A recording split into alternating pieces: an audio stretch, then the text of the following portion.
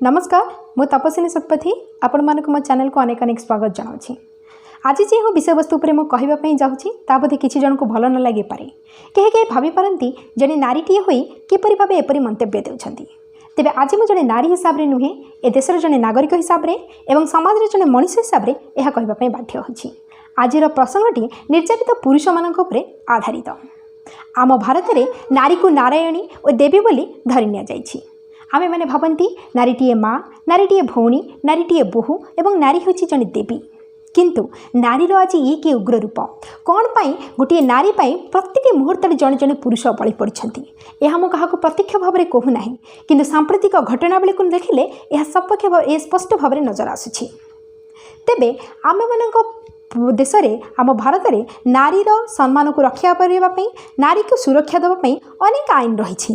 आपणकर आईपीसी 354, 376 एवं 509 रे स्पष्ट भाव में उल्लेख अच्छी जे नारीटीए निजर स्वाधीनता पाई नारीटीए निज पक्षरे होउथिबा अत्याचार पाई सब बेले स्वर उठाई परिबो ता पाई आईन कानून सब बेले सजा।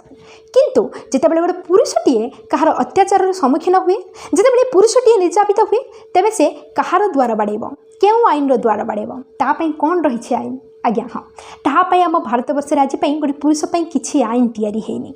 कहीं ना आम मैंने सब भावी आसती नारीटी हूँ अबला दुर्बला, किंतु पुरुषटी कौन सब पत्थर परी कठिन, ताकू कौन कष्ट हुए ना, सी कौन सब लुहा परी सबकि सह्य कर सब माड़ खाई चली सब अत्याचार शिकार हो पार एवं शेष में अत्याचार सही न पारी आत्महत्या कर देउछंती। तेबे हाँ, सांप्रतिक घटनावली को देखिले यही सब जिनस नजर आसुछि।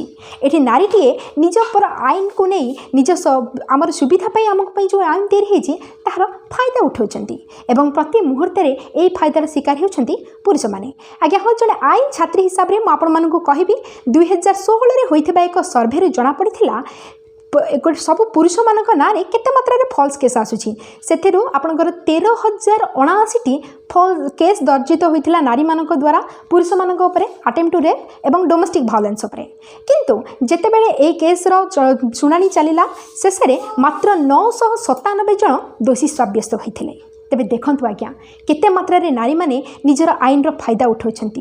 एठी प्रति समय रे गोटे बहुटीए सासु ससुरଙ୍କ पर अत्याचार करुछि, प्रति मुहूर्त रे गोटे स्त्रीटीए ता स्वामी ऊपर अत्याचार करुछि एवं प्रति मुहूर्त गोटे पुरुष अन्य महिला मानक द्वारा अत्याचार शिकार हेउछि एवं जेतेबेले स्वर उठेबा पई चाहुछि सेतेबेले ताकू धमक मिलुछि जे अटेम्प्ट टू रेप एवं डोमेस्टिक वायलेंस केस उपरे कथा कथा रे नारी माने कहउछंती मु तुमको नाली कोठा दिखाई देबी, जहा फल रे पुरुषटी चुप रहुछि एवं चुप रहबा पई बाध्य होइछि ओ फल रे किछि न करि पारि आत्महत्या करि देउछि। तेबे केते दिन आज्ञा केते दिन एहीपरि भाବରେ ଚାଲିଥିବ। आज सामाजिक आम समाजर मुख्य स्रोत को आसवाई नारी मान बहुत परिश्रम करने पड़ी। नारी माने पुरुष सांगे पाद मिसई चलने बहुत परिश्रम करिसेंती। किंतु किछि उद्धत नारी मान आज आम मानकर स्वाधीन क्षुण्ण होबाकू बसिलानी। कहीं कहीं बापा माने निज झील को शिक्षित करने डरिले, कहीं कहीं स्वामी माने निज स्त्री को स्वाधीनता देवाई भी डरिले। तेबे एहीपरि केते दिन चलिथिबो काहेकि नारीर ये उग्र रूप धारण करिछि कौन पाई नारीटीए आज स्नेह प्रेम यू छाड़ी एत मात्रा रे अत्याचारी साजिछि।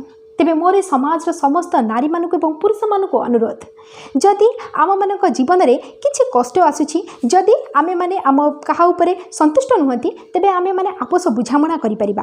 तेबे पुरुष मानक भी मोर अनुरोध, तेबे जदि आपण कौनसी नारी द्वारा निर्यातित होउछंती, कहीं नारी आपन ऊपर अत्याचार करछि, तेबे चुपचाप सह्य न करी स्वर उत्तोलन करंतु। आपणकर पिता माता बंधु परिजन कहा सहित ए विषय आलोचना करंतु। जदि आलोचना आपन किछि करिथिबे तेबे आपनक पई केही ना केही स्वर उठाई पारिबे, नचेत आपणक विरुद्ध षड्यंत्र करी दिने आपन हत्यार शिकार होगा पड़ो एवं से हत्या को आत्महत्या बोली सूचई देबे एही समाजर नारी माने। तेबे आपण माननकु मोर एतिके अनुरोध, मोर एही चैनल टी मोर एही कथाटी आपण माने समस्त पाखे पहुँचे दिंतु। आगे आमे माने समस्त सबकिछि जानिछंती, सबकिछि शुणिछंती, सबकिछि पढ़िछंती, किंतु कहार पदिए कथा आम कर्णरे सबुबले आंदोलित हुए, सबुबले ठक ठक हे बाजे। तेबे मोर एही कथा को जदि समस्त पाखे पहुँचेबा पई चाहुछंती, आपण मानकु अनुरोध करिबी मोर एही चैनल को अधिक अधिक शेयर आ सब्सक्राइब करंतु। तेबे मो शेष रे एतिकी कहबी, पुरुष मानक पई कोनोसी आईन नाही, कोनोसी कमिशन नाही, से मानक पई महिला आयोग परि कोनोसी कमिशन एज पर्यंत बसी नाही। तेबे एही पुरुष मानक पई आम मानकु आम ए नारी मानकु हमको सजग होबा पई पड़िबो। आगे आमे मनीष ए समाज रे आमे दुई प्रकार मनीष अछंती जने नारी आ जने पुरुष आमे उभय परिपूरक केही कहा बिना किछि करि परिबे नाही पुरुष माने नारी बिना असंपूर्ण नारीटे भी पुरुष बिना असंपूर्ण तेणु आमर एही संपर्क को आमर एही संसार को निज हाथ रे भागी दियतुनी आज्ञा आज आपण मानक पई अनेक नारी मानकर स्वप्न को आपण चुना करि दियंतुनी आपण मानक पई नारी समाज एते निंदनीय न हो तेबे एति कही रहुछि आज्ञा नमस्कार।